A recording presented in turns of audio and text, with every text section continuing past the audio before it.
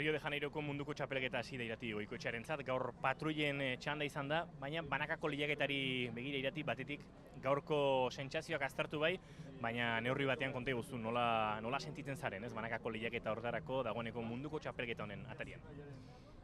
Bueno, nahiko ondo aurkitzen naiz, egia esan hasieran adaptazioa pixka bat kostatu zitzaidan, baina egunetik egunera hobetzen joan naiz, eta egia esan gaur patruietan jaitsi gea, eta pixka bat mundialan sartzen gera ez, eta banakako nire partea ondo egin dut, ondo aurkitu naiz, eta horrela jaisten naiz bihar eta horrengo egunetan, pasatzen baldin baditut, dena ondo joango da.